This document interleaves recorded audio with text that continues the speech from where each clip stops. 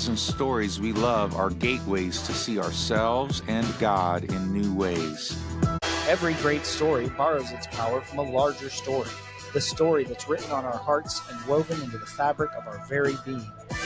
Hello and welcome to the Men at the Movies podcast. My name is Paul McDonald, and joining me from Colorado is my buddy Conrad. Hey, Conrad, how are you doing today?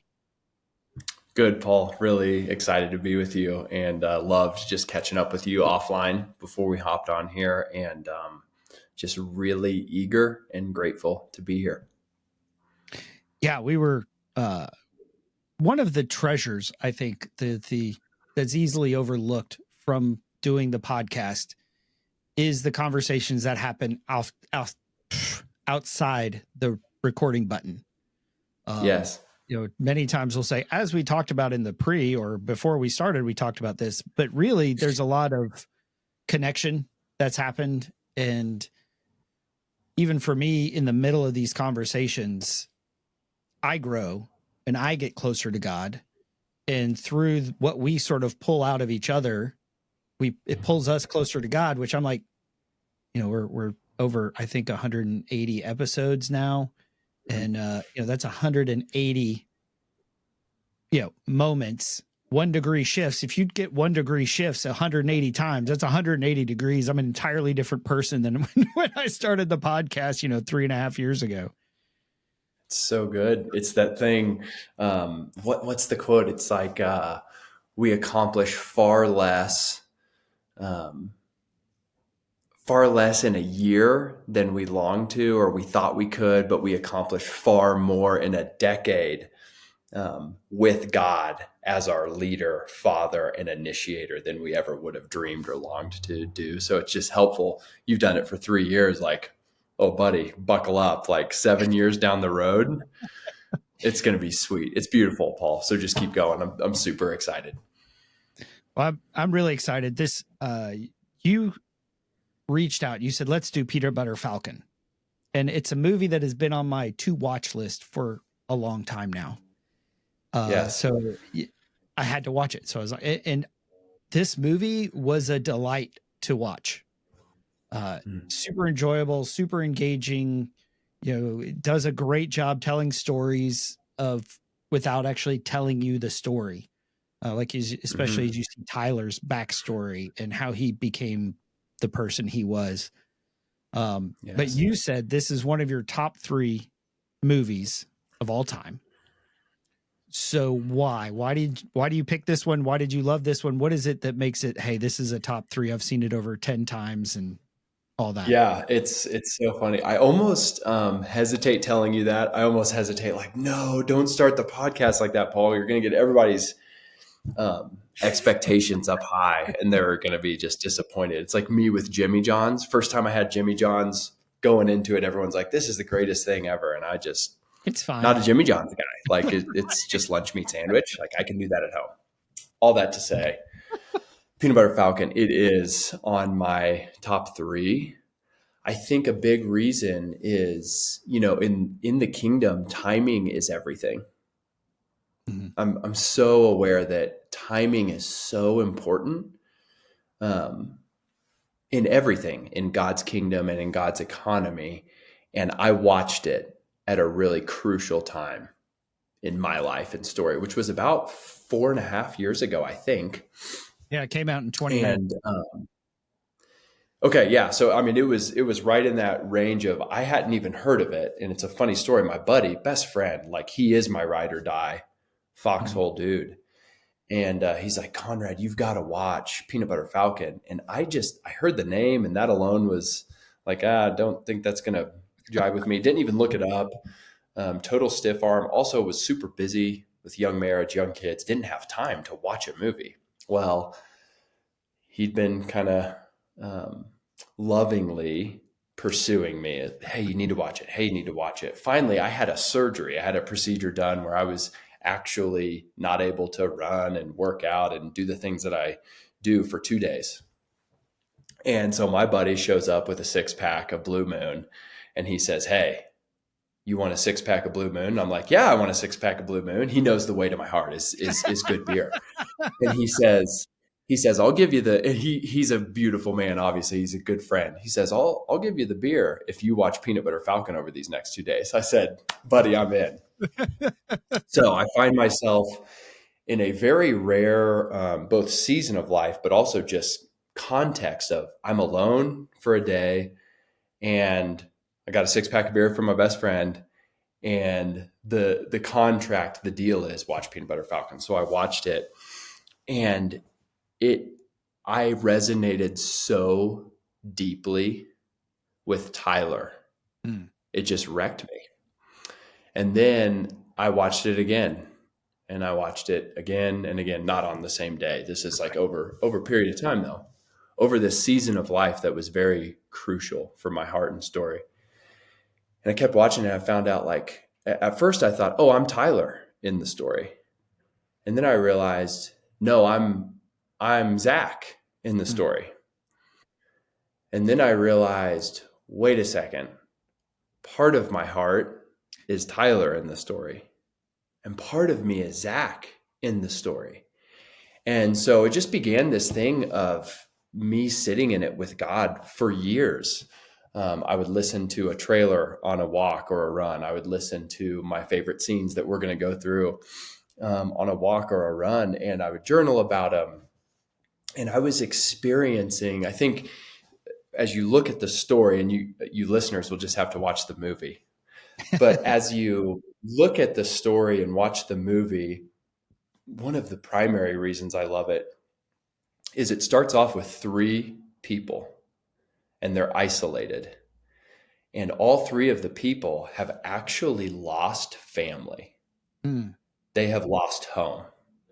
They have been traumatized by the grief and the loss of the people and the community that means the most to them. And I won't get into the details of that. Don't want to do the spoiler deal, but it's beautiful because they're alone and they find themselves in some way or another at the end of their rope where they are, in their isolation, in the hell of their aloneness.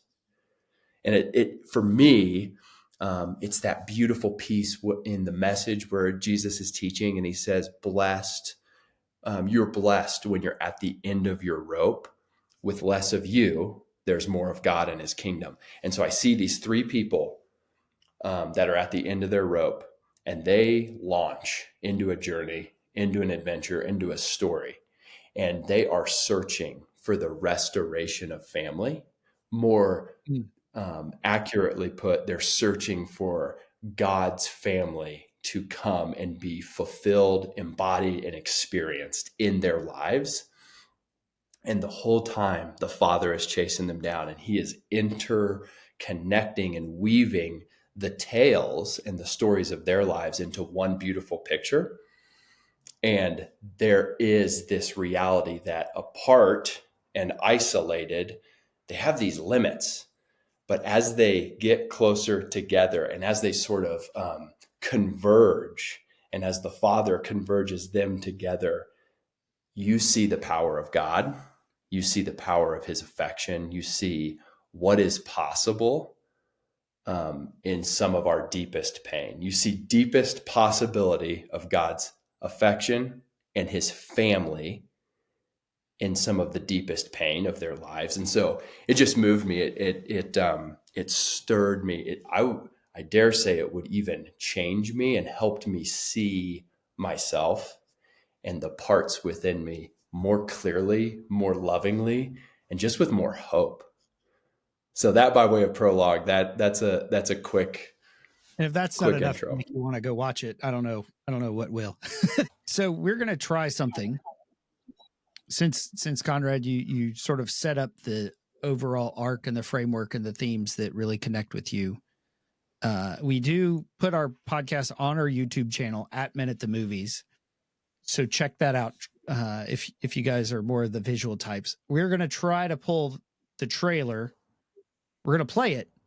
We're going to try to do it video. So check that out. We'll also put the link to the YouTube video, the official trailer. And there's just scenes in there, man, that'll just crack you up, make you laugh. And it's it's just a delight. So, working on it. Here we go. So here is the trailer for the movie, and then we're going to talk about what resonates from this overarching spot over sort of this 30,000 foot view.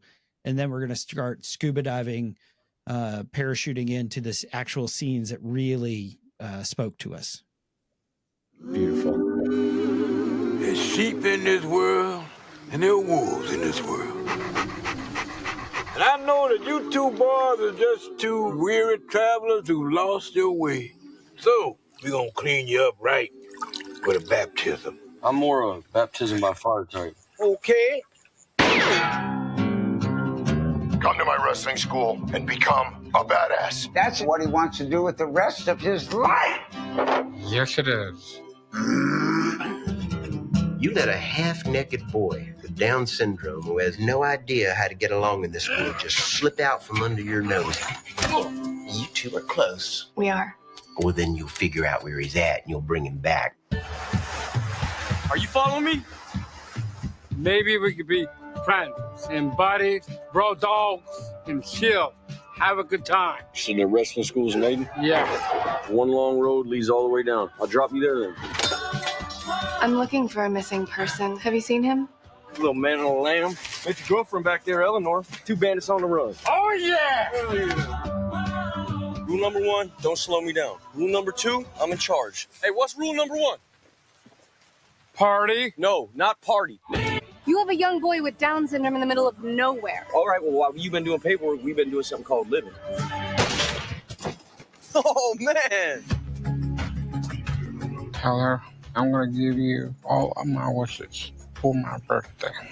I made a promise to him. Give him that wrestling school in Aiden. No, we're not going to hop on your little raft and cruise around down the river. Hey, Eleanor, I don't want to go home. Oh! Yeah. So how far is it? About that far on the map. Are your fingers to scale? Yep.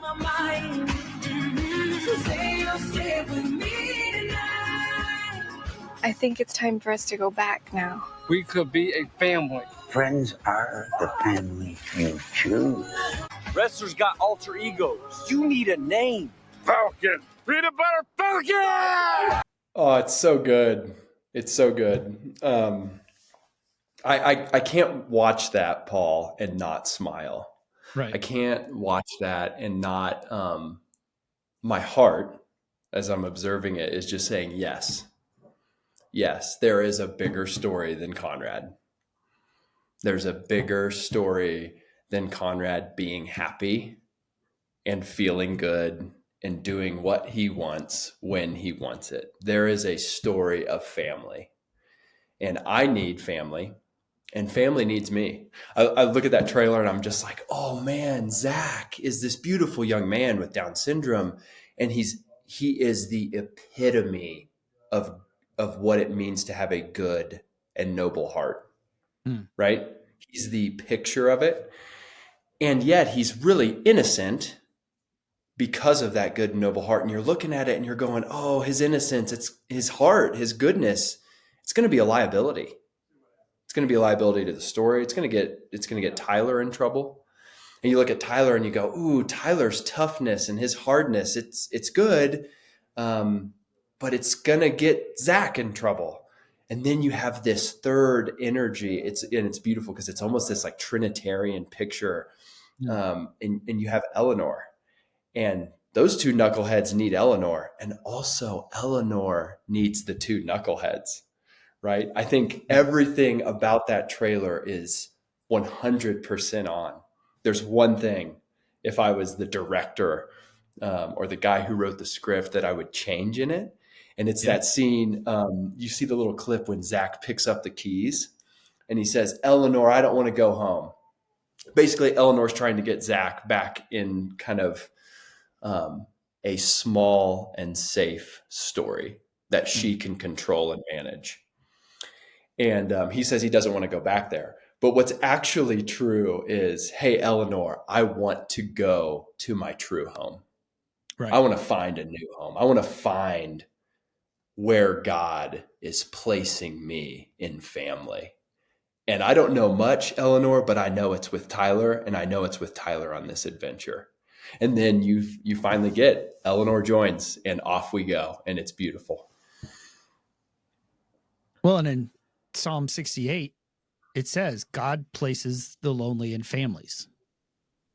Yes. And when you look at these three characters, which I think is what we're basically going to do for the rest of our time, and sort of discover where we are. Like you said, each one of these characters we sort of resonate with. And I love how you said they've all experienced their own personal tragedies, their own loss, and together find healing, basically. Right. And we will spoil the movie. So if you haven't seen it, we're going to tell you about it. That's sort of, I think that comes with the territory. And so I want to start with Tyler, because he's the natural one. Shia LaBeouf. He's the one that you sort of are naturally going to resonate with. Right. You know, he's lost his brother, played Without a Line by John Bernthal, who you know, I'm a big fan of the stuff that he's done. And and through the course of the movie, you discover that it was through Tyler's mistakes he fell asleep while driving, and Mark died in that accident. Yes. Again, that's the beautiful way they revealed that was just super powerful. Yeah. And in that, Paul, I was remembering too, one of the reasons for me, I resonated so deeply with Tyler was, he not only, he devastated his family. Essentially, he essentially was responsible for his brother's death, but he was responsible for his brother's death under the influence of alcohol. And so in some way, he's responsible for his brother's death. And at the seat of that is selfishness. And brokenness too, right? He's a man with a story too, but both are true. And his self-will had completely ran riot and devastated the person that he loved the most, and devastated his family. And there's context and details that are different, but at the level of the soul, I know that.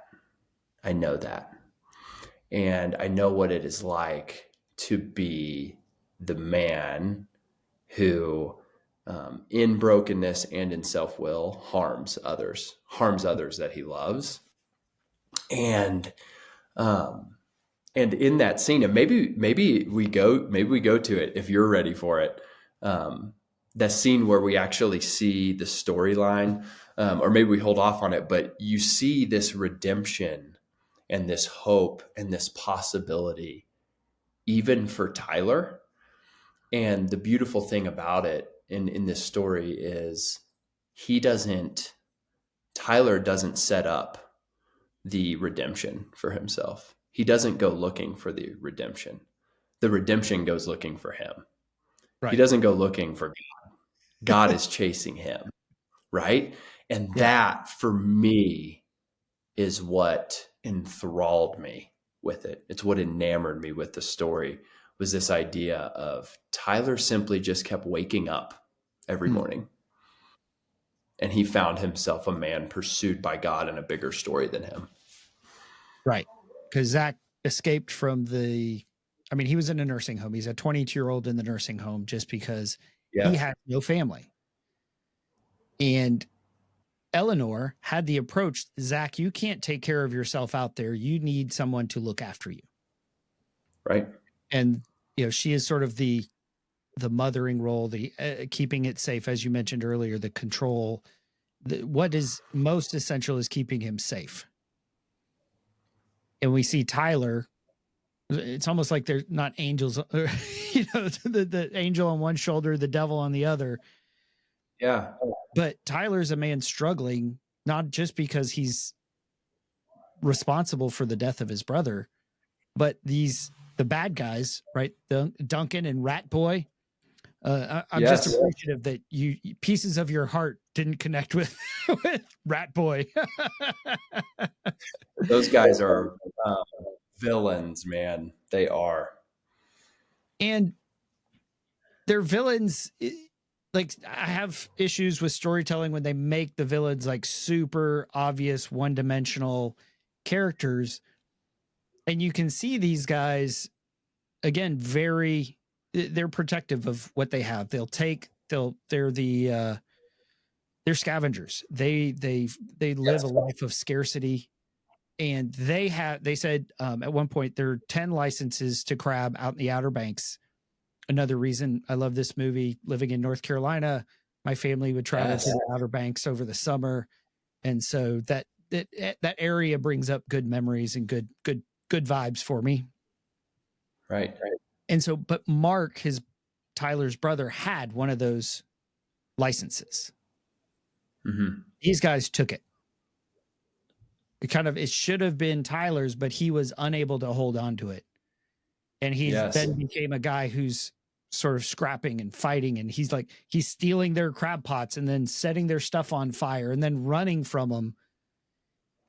And he knows it's wrong, right? He even says at one point in the movie, he's like, I'm going to pay you back.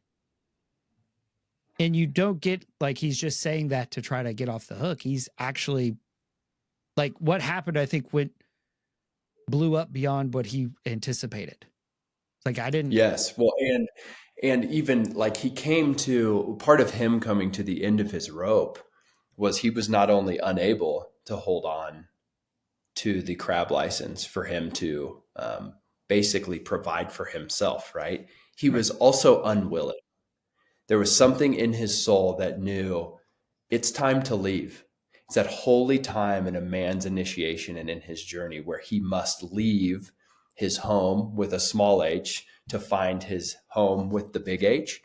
And that's another one of his, another one of the beautiful things that I loved about this story that I have written down is I actually think the whole entire movie, and this is out there and it is what it is, but I'm going to go for it. I think it's absolutely soaked in scripture. I think it's dripping wet with some of my favorite passages of scripture. You see the scene where he finally decides, I'm going to burn these guys' boats and their crab pods, their kind of nets that they catch these crabs in.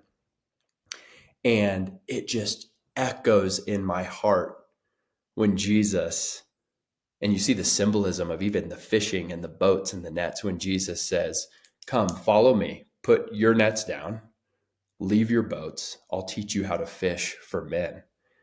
And the disciples, they have no idea what happens if they actually have the courage to drop the nets and turn and follow. They have no idea what happens after that. They just have that first next step. And Tyler does it. And when he does, he literally burns the boat. Right. And then I love the encounter, his first encounter with Zach. And again, he looks at Zach and he goes, you're a young man with Down syndrome. Like, you're going to slow me down. This ain't going to work. I love you. I'll get you to safety, but then I'm going to go jet and run away for my life.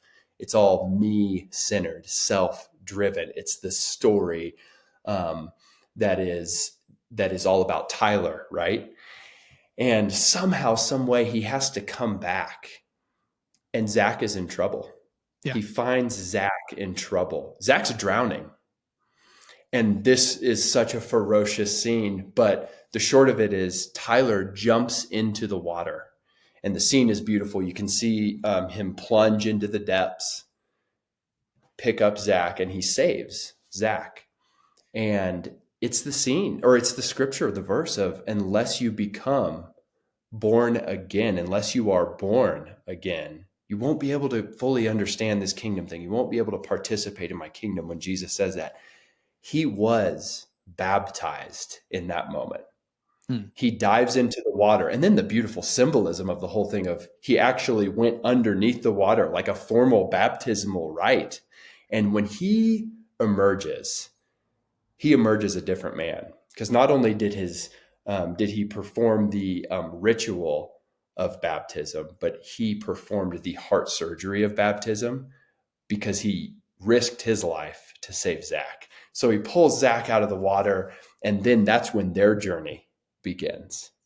And he takes them to fulfill not his self-will and not his self-promoting, self-protecting motives of staying alive, but he's all in to have Zach realize his dream, right? He's literally living for another at that point, and everything changes with that baptism. I love that. And it's so interesting. He waited. He didn't dive in right away. He punched the kid, which I thought was awesome. Who pushed him in, was sort of bullying him and calling him names and all this. But even then, he wouldn't have gone back to rescue Zach, except for they had set up a roadblock. They were looking for him. Right. But as you mentioned, like once he burned those crab pots, he couldn't stay there anymore. Yep. Like returning the old life was no longer an option.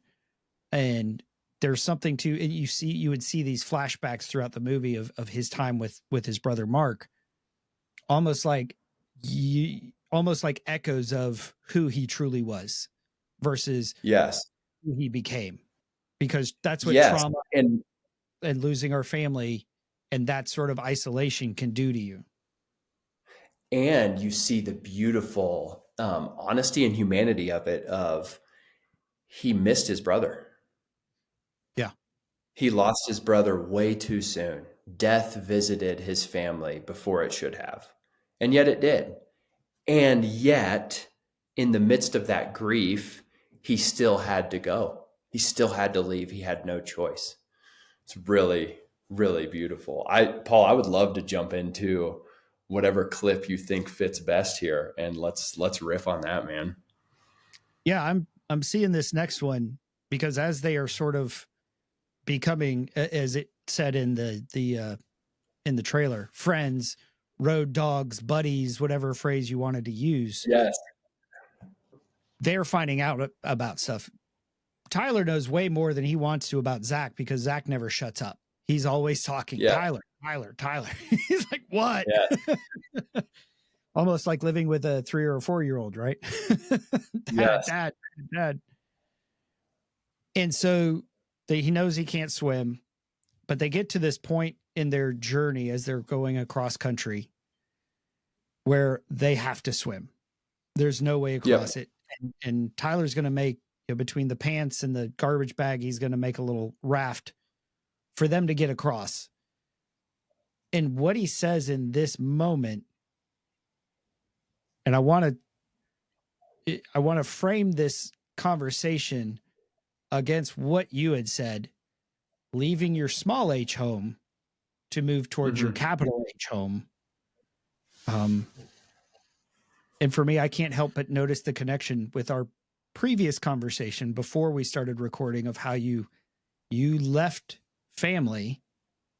You lived 20 minutes away from your family to take a job where now you're 8 hours away from them.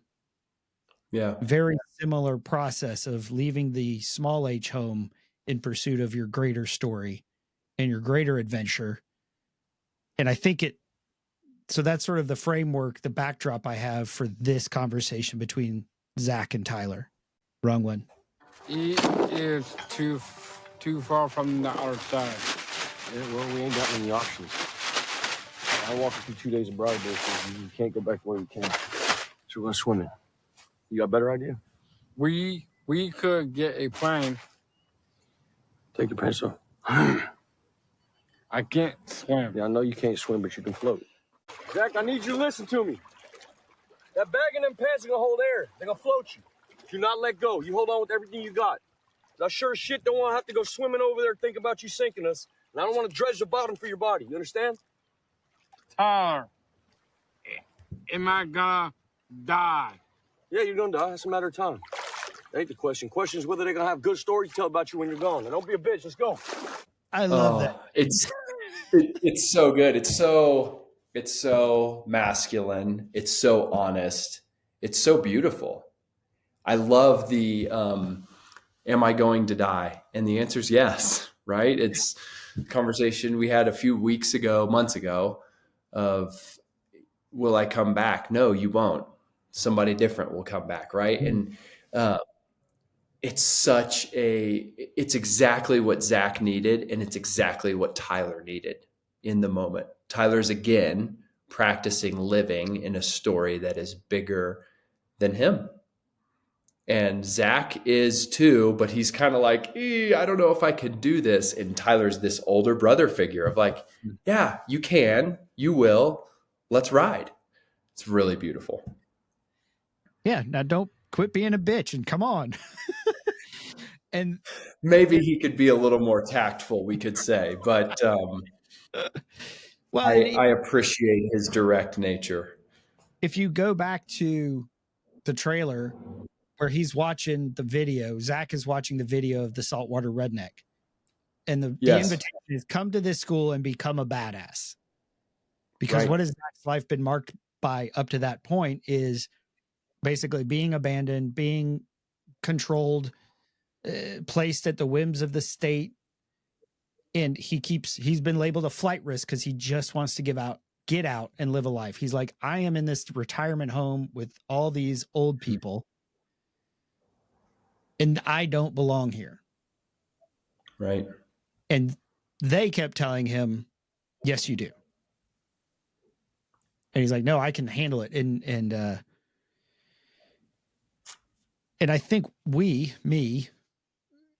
are like Zach, like you said, a lot of times we're like Zach and God's like, come on, let's float over. Like we could get a plane. Right. Like, come on, you're God, right? You can do whatever you want. If I need a plane, you'll provide a plane. And it's just like, no, we're going to float. I'm going to pull you. Yeah, there might be a shrimp boat that's coming along and scare you half to death. And we're going to get across. We're going to die. Yes. The question is when and what stories are they going to tell? And it's beautiful because we are like Zach in that moment of we know we know the small story. And we're comfortable there, but we know we don't belong there. Just like Zach knows, yeah, I'm comfortable in the retirement home, but I know I don't belong here. And then usually in our lives, we have that moment, that time where we get out of the retirement home. And then it's time to cross the river, whatever that river is, right? Or whatever that body of water, whatever that storyline brings us to. And I'm so blown away with the culture that you and I live in, that everyone listening lives in, of hyper individualism. And it's even, come into the church of like, it's just you and Jesus. Like you can do this on your own, basically, because that's what you and Jesus actually means is like, it's just like, you can do it, just grit your teeth and figure it out. But he actually required an older brother like Tyler to pull him across the great divide, whatever the great divide is. And it took his participation, it took his consent, it took his yes. And then he gets pulled along and he does some swimming and some kicking along the way too. And then I love at the end of that, Tyler, we didn't watch the whole scene, but Tyler's like freaked out. They almost died. Right. Like everything he said, like it was almost that prophetic thing where like they just got zapped by the bolt of lightning. And he's freaking out. He's out of breath. And Zach's fine. And Zach now gets to brother Tyler. And he walks over and says, that's a pretty good story to tell. And he picks him up and he says, let's keep going. And so you see this beautiful dance and this beautiful, again, mutuality and reciprocity between the two of they need each other. They're both fueling each other. When one can't, the other can. And it's so true to the kingdom of God. And it's so true to what men need deeply in this moment is to accept the fact that they are Zach and Tyler. Right. And if me and you were going on an adventure, is one day you're going to be Tyler and you're going to be able to pull me through, and the next day we'll flip and we'll flip flop and we'll go back and forth and we will make it because we're together and we are being led by a good father. C.S. Lewis talks about friendship in the Four Loves, and he says that it's important to not limit your friendships or relationships. Mm-hmm. With this idea, like, I pull something out of Conrad that no one else can. And Conrad pulls something out of me that no one else can. So when we involve a third person in our group, then all of a sudden they're pulling stuff out of us that you can't. Because there's also stuff that, say, John, we sit around a fire with John, and you guys are going to have conversations. He and I are going to have conversations, and we are going to learn each other better just through the fact that we've involved somebody else. Yeah. And it's that beautiful, it's the Trinitarian reality of it's the rule of the third, of to introduce Eleanor into the story and to get her beautiful, very holy femininity and her very strong femininity involved with what they have going. It becomes almost an unstoppable force. It becomes God embodied in this community of persons that are following a story and an adventure that's bigger than just them isolated. And it's a really, really beautiful picture of that. I saw this post on Twitter from a guy who does Football Guys, and he's a big fantasy football. Obviously, it's the Football Guys stuff, but one reason I like him is he doesn't just stick to football. Mm-hmm. And recently, he went through the loss of his dad, and I shared this with a couple of my friends who, were facing the loss of one of my brothers. And he talks about, I recently lost my dad. We had a great relationship, and he had a long and super interesting and productive life, and all is okay. But it's still a loss. My family is less with the loss. And he talks about one of the guys who was involved in the Football Guys message board also died. And somebody said, this place will be less interesting without them. Mm. And the group is less than it was when somebody is lost. Yes. And that works whether it's the whole population or your family or message board or anything. The smaller the group, the bigger the loss. And then his thought was, well, what do I do with that? How do we handle that when there's a loss? And the easy answer is to accept that we're less and to move on, and likely get a little bit less over time. What if we choose who's going to help fill the void? And to be clear, nobody's going to replace them, but in the general sense of things like less interesting, maybe I think people can help fill the void. Maybe it's you, maybe it's me, maybe it's us. And he says, I think this is likely the best way we can honor those we've lost. Yes. And it's again, that idea that, like, it's not going to replace, right? Like, Zach does not replace Tyler's brother. Right. And Tyler and Eleanor does not replace Zach's parents that abandoned him because he was Down syndrome and left him. Yeah. But infused in the kingdom with the power and the holy, affectionate intent of God, it can move forward, and it can be, I don't know what they said in that post, but it can be restored, not replaced, but restored rightly in God's kingdom, now on earth and in the fullness of the restoration of all things.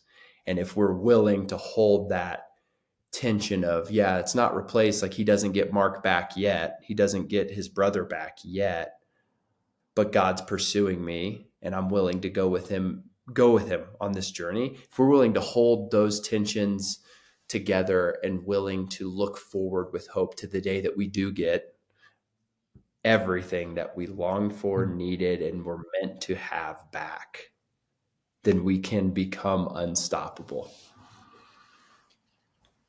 And it's really easy. Like, you look at these three characters, Zach has been abandoned by his family, and we're going to talk about that in just a second. Yes. Tyler's lost his brother. Eleanor's lost her husband. Right. And they've all suffered loss. Their world is less interesting because of what's happened to them. I mean, none of them asked for this, right? And a lot of times it's very easy to look at that and just say, okay, that's fine. Like that post said, is like, we can say, yes, he's gone, and that's it. Right. Well, it's just the check out and like diminish my heart thing, right? Of like, okay, that hurts. Fuck it. I'm going to grab a bag of popcorn and watch Netflix because like, this is just the way life is. And I've heard someone say this, it just drives me crazy, is it is what it is. And like, yeah, you're right. But so often those little things that we say, like this is just the way of life, or it is what it is, it's just bullshit to try to distance us from the pain and dangerously distance us from the one gift that we were meant to give everyone, which is our hearts. And it's just, you cannot live that way. And the men listening to this, the women listening to this, if you're listening this far along, you don't want to live that way. Right. I love that because, and that's what we see with Tyler, with Zach, and with Eleanor, is as they experience living, as they experience sort of this togetherness, the idea that your families are the friends that you choose or something. Like, I can't remember what the exact line was, but basically you can choose who your family is by the friends that you choose, by the people that you hang out with and engage in. Because if we just hold ourselves back, you won't experience life. And I think with my friend Jeremy, the fact that he's got pancreatic cancer, he will one day in the relatively near future will die, just like all of us. Am I going to die? Yes. Like for all of us, we tomorrow is not guaranteed. There is a way that I could be like, oh, that's going to suck. And I'm going to start withdrawing. I'm going to start pulling back. I'm going to protect myself. Or, and like you said, that to me is that's a small story. I'm going to Netflix and chill. I'm going to do this. I'm going to keep this under control. I'm going to go back to the nursing home because that's safe. Pretty sure I'm not going to die on an extra cup of pudding or anything like that. Right. Or I could say this because I came back from there a couple of weeks ago. I went to visit him with his brother, and we had 2 days of awesome laughter, hanging out, drinking some bourbon. And before we left, Jeremy prayed and he was like, I'm thankful because this was normal. Like it felt normal. And I wouldn't want to miss that for the world. Is it probably going to increase the pain when he does cross over? Sure. Because I'll miss, there's more to miss. But that goes back. There's more to story. Like I want stories to tell of these jokes we shared, or this thing that happened, or where we, I remember another friend, we're kind of going through some stuff and he just starts laughing for about 5 minutes and he just can't stop laughing because he'd been through such a heavy few months that once it was released, it just kept coming out. And so I want to play this next clip. And this is Zach and Tyler by the boat, kind of at the end of a long day. And now you've seen Zach start teaching, or you've seen Tyler start teaching Zach how to swim, because he is not treating him like a disease, like a syndrome, like as the word they use, like a retard. He's not treating him as a dependent person. He's treating him as he's honoring him as a person, as a man. He's bringing dignity to his manhood. He's saying, you got some limitations, but you belong. You're here in the company of men. Even if it's just me and you, you're here. It's a beautiful scene. Because in this first moment, Zach's going to say, I want to be a professional wrestler, but he's a bad guy. And that, I think, is sort of a tension that we deal with a lot. Is I have these dreams, but it's under these conditions and with this setup and with this underlying truth about me that that Tyler's going to call out. And what I love about this, a PG-13 movie, you get to say the F word one time. So it's always interesting when they choose to fire the bullet. What are they trying to say? What point are they trying to make? And in this conversation, this comes out. And I really enjoy, to me, it tells you something about the story they're living in. Mm-hmm. And I think the heart of the Father, when we start listening to those incorrect voices in our hearts. I want to be professional wrestler, and I am a bad guy. Why do you want to be a bad guy? Because my family left me. That don't make you a bad guy. Good guys get left too, Zach. Ain't about no silly laugh or wearing black and eyeshadow and shit. It had nothing to do with that. It has to do with what's in here, in your heart. You got a good guy heart. You can't do shit about it. That's just who you are. You're a hero.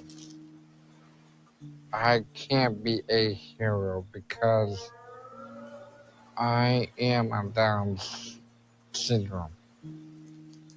What's that got to do with your heart? Who told you that? Coach, teachers. Your coach? What'd your coach say? I am retarded. Your coach said that? Probably a shitty coach. Your team ever win anything? No. Some shit you ain't never gonna do. That's all right. You can't be everything. You ain't gonna be no professional basketball player. You ain't gonna dunk no basketball or be an Olympic swimmer. You sink like a stone because you're all muscle. Muscle sinks. Today when you pulled me up out the water, you almost pulled my whole arm out the socket. Most grown folk I know ain't got that kind of strength. You're strong, Zach. Fuck your coach.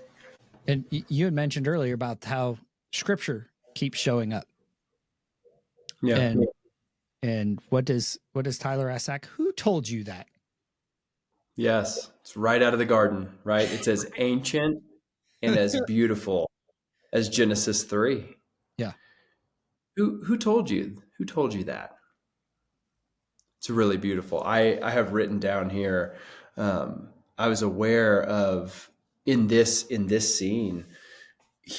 Zach, he's speaking, and in response to Tyler's question of who told you that, or why can't you be a hero? Zach somehow becomes, or he's somehow taken on the identity of I am a Down syndrome. Mm-hmm. Like he is his sin or his addiction or his limitation. Like that's somehow replaced Zach with, oh, I'm just a syndrome, right? And I love how Tyler goes for that and how he actually bestows identity on him. And it's such an invitation. I think that this scene is the most powerful one for me, hands down. It's the scene I think that I couldn't get away from. I told you I watched the movie the first time and then watched it again and again. And then I would just take this scene with me in my headphones and I'd listen to it as I would walk, run, bike. And I think I have so many answers that are just like Zach's of I can't be a hero or I can't be a husband and a dad with a good guy heart. Let me tell you why.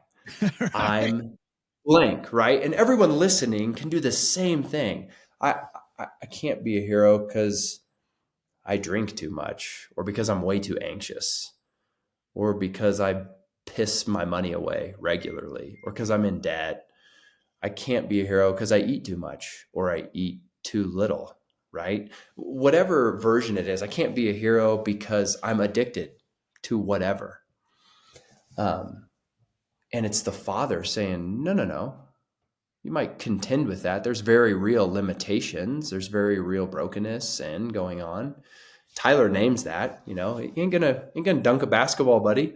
You ain't gonna Right. be a pro athlete. But being a hero has to do with choosing to get up and wake up and live with a good guy heart. Quite apart from how you perform, it's choosing to live with a good guy heart. Can't do anything about it.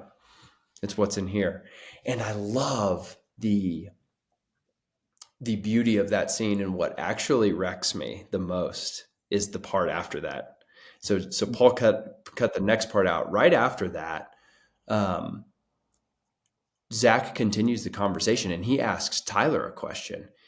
And the conversation eventually gets to, Tyler, are you a good guy or are you a bad guy? And it's so beautiful because Zach is a man who there's only, it's really simple. It's good guys and bad guys. Which one are you? And it's so beautiful because the whole movie you're seeing Tyler come forth, and Tyler, yeah, he's wrestling with demons and he's a piece of work and like all that. But you see him rising up on behalf of another. But the problem is he has not risen up on behalf of his own heart and his own story yet. And Zach, the Father, through Zach, places that question of, are you a good guy or a bad guy? And honestly, Tyler says, I don't know. And isn't that really our answer, Paul? Like, isn't that normally of, I think I got a good guy heart. I think I'm a good guy, but I don't know. And then Tyler beautifully says, things, right? It's like, right. Again, Romans 7. I've done these things I don't want to do. I don't do the things I want to do. Right. And our works mentality is like, I just hope the good guy stuff outweighs the bad guy stuff whenever that time comes that I die. Right. And you can even see that in Tyler of like, because you're Tyler and I'm Tyler. Like, he's kind of hoping, well, if I save this kid's life, maybe I'll get into heaven free card, right? But the point is he asks Zach, what do you think? I don't know. And Zach, almost with I would call it the confidence of Christ and the pace with which he would reply to this answer is, you are a good guy. And Tyler is healed in that moment. And he goes back to, and you see the flashback of he was actually drunk driving when he kills his brother. And it's this picture, the movie, as you said, it's not telling you what's going on, but it's showing you what's going on is he got a piece of his heart back in that moment. He got a piece of his story back in that moment. And he even, I believe, in the actual scene gives a nod to Zach, almost like, if you believe it, then I'll believe it. And I will finally rise on behalf of my own heart and story. So often, me and you and guys listening, we can offer a lot of strength to everyone around us. But because of the shame and the self-hatred of our stories, because of the, and I'm speaking symbolically, because we have harmed our brothers and sisters in such powerful ways, and we can't find our way to forgive ourselves. We don't. And we do not offer strength and kindness on behalf of the younger parts in our past. And we often need the brother to speak into it so that we can get that other piece of our heart back. It's really beautiful. Yeah. And again, the brothers see stuff in us, and it could be your wife. It could be your actual, it's the people, the family that you choose that's around you. And what you see is Zach's able to see something in Tyler that Tyler can't see. Right. And that is what's so helpful for me with my friends. We'll see stuff in other people. Like we talked about my Tuesday night group is we met, and one of our guys was he's doing better than he was a few weeks ago. Mm-hmm.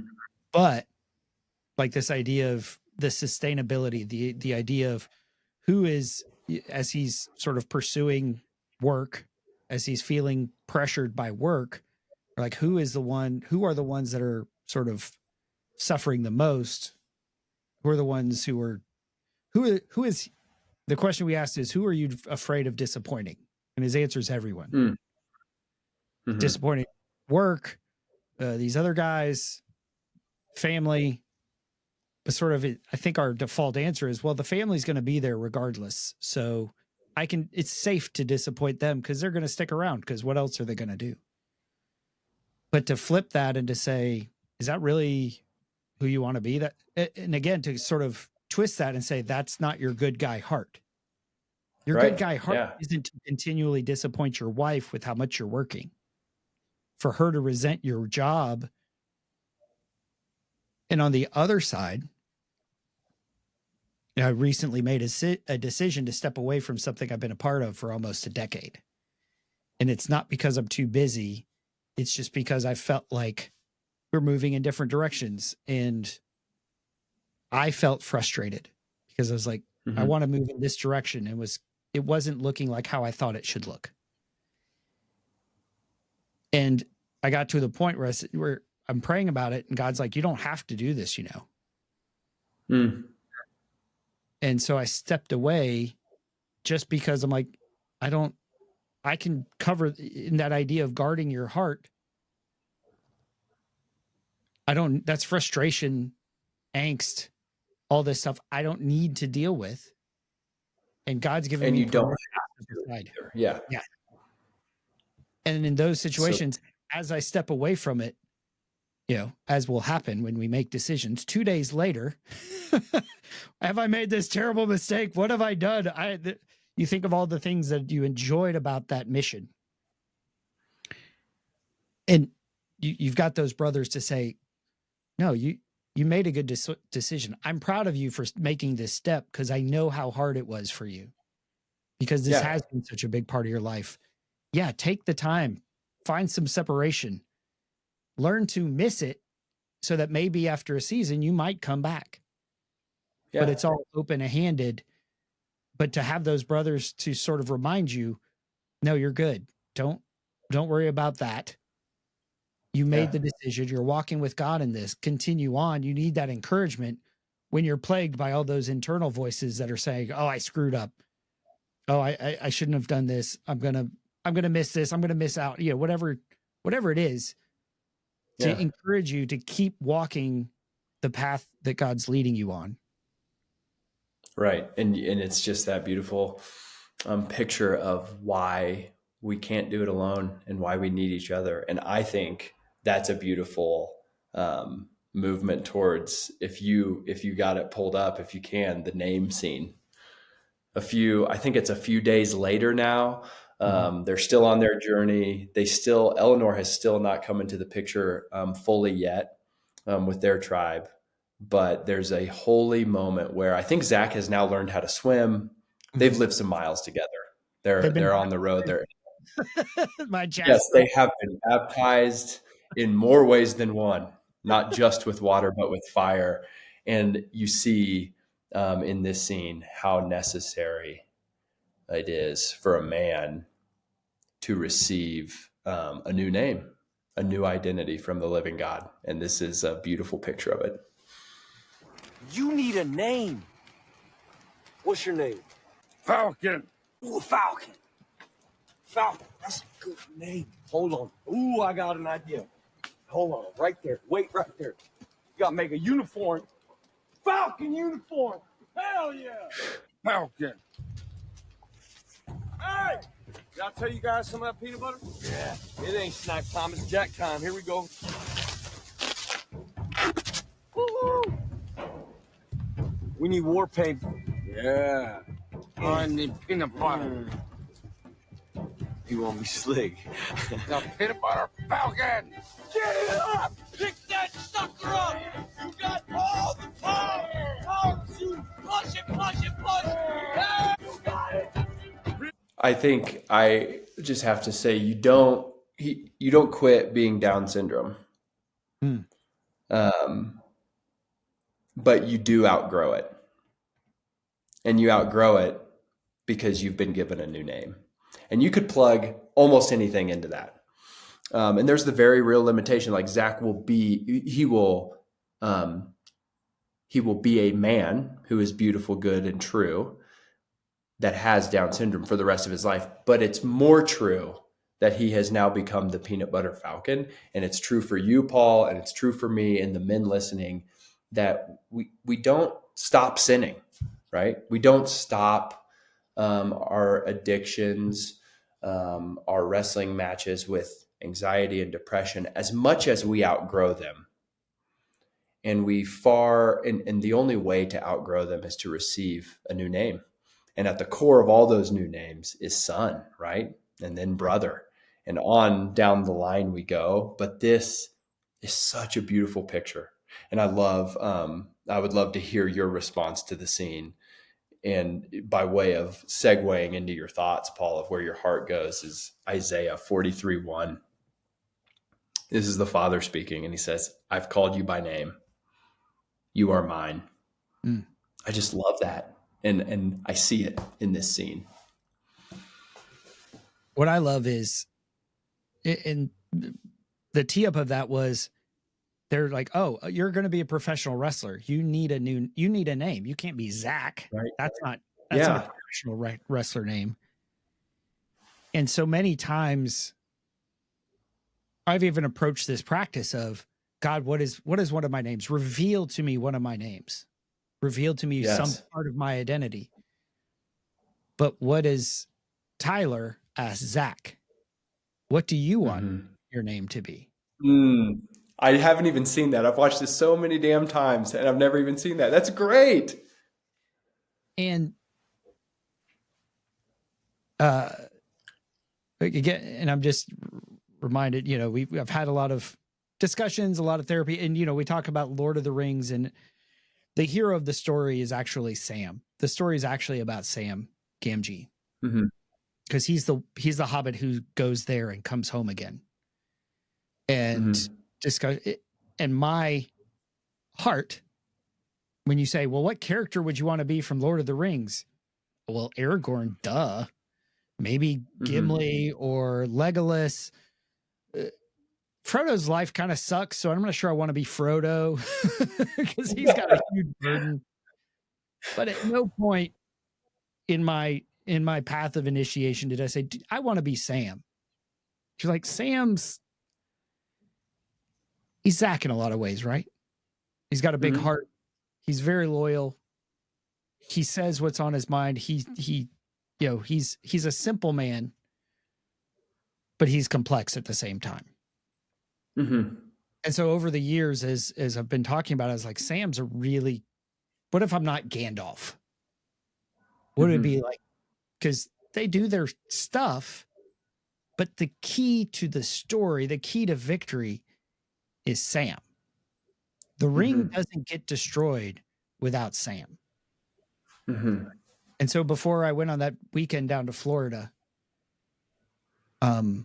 I was like, man, I'm getting ready. I'm packed. I'm heading out. And I asked my brothers, I was like, hey, you guys pray for me, because this feels like mission I'm going on. This doesn't feel like just a vacation. This feels like I'm going to pursue these guys' hearts. And one of my friends, he's the wisdom ninja, because he's kind of quiet, but when he does speak something, it's like a dagger straight to your heart.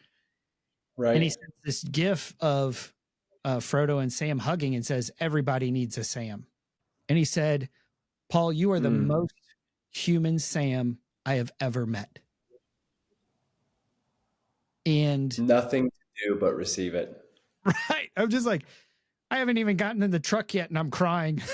and I've had people, if you've tracked this podcast, you know how much Braveheart's one of my favorite movies, if not the favorite. And somebody said, well, who would you want to be? I was like, well, William Wallace, of course, because he's this sacrificial person. He believes in it. He basically gives his life for the freedom of his countrymen. They're like, oh yeah, I see you as William Wallace when you're up there doing this or you're doing that. Yeah, absolutely. And again, that who is it that I want to be? Like, I think God, the Father, asks us that. What do you want your name to be? Mm-hmm. Is it Sam? Yeah, it's a really beautiful idea. And I think it's true. It's true, Paul. You're right on. You're right on. So, Conrad, thank you for introducing me to this movie. Like I said, it was a delight to watch. And I was a little surprised by the end because I thought the way it wrapped that Tyler had actually died. And then Right. just not. But I think if you look at the story, the old us has to die in order that the new will find healing and come to life. And in many ways, that final, very devastating injury is kind of his false self dying because, spoiler alert, we know he makes the dream happen. They meet Saltwater Redneck, and Zach is in a wrestling ring, and you see, oh man, you see what it costs Tyler to fight for Zach, his brother, to realize his dream. It cost him everything. It cost him everything. And then he finds his own resurrection story and a new life moving forward. So thank you once again for being on here, spending your time and sharing your wisdom and your experience of what it's like walking with God through this and how you've experienced God in this movie. Yeah. Thanks, Paul. It's really, really fun to be with you today, man. Until next time. So this has been Paul McDonald and Conrad Schottel talking about Peanut Butter Falcon. I hope you guys enjoyed it, and I hope you join us next time here on the Men at the Movies podcast.